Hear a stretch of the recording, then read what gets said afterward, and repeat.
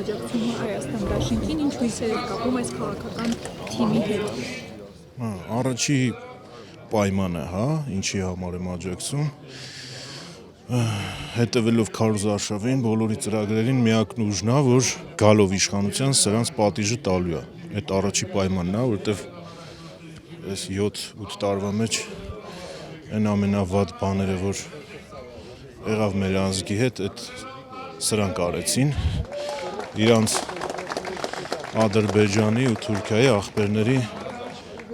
աջակցությամբ։ Առաջի պայմանը դա է, երկրորդ պատճառը, որ աջակցում եմ, նայելով 98-2008 այդ 10 տարիները, գալիս ենք այն եզրահանգման, որ Հայաստանում կանգնեց արտագաղթը, բացվեցին լիքը շատ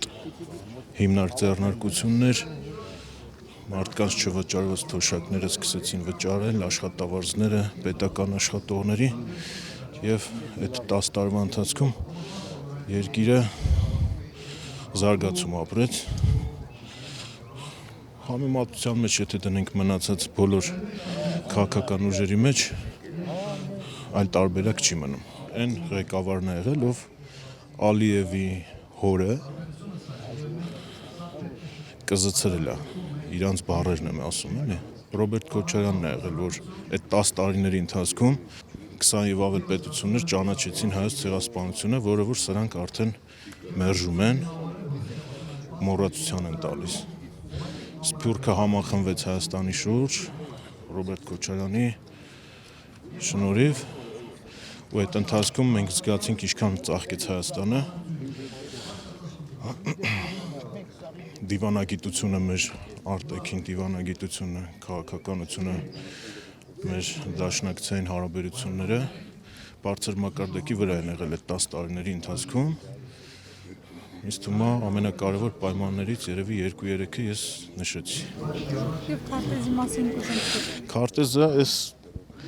իմ սրտի ցանկության քարտեզը չի, բայց այն ինչը մենք տեսել ենք, աչքներս բացել ենք ու այս տեսել ենք, որ սկսել ենք հասկանալ, մանկապարտեզից հետո այս տեսել ենք կոնկրետ։ Ավելն է եղել, բայց կոնկրետ սա ունեցել ենք, այս պայմաններում սրանց օրոք բոլորս էլ տեսանք։ Դե մինչև 18 թիվը։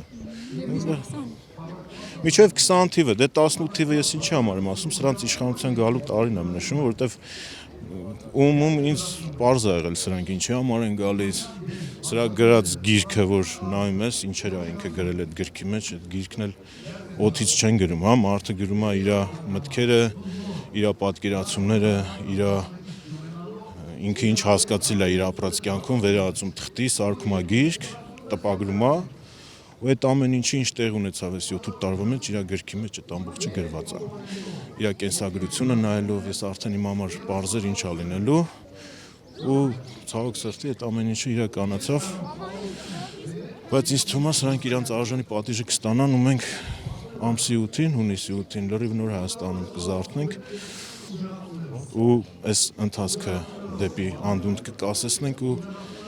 կսկսվի մեր երկրի վերելքը արդեն։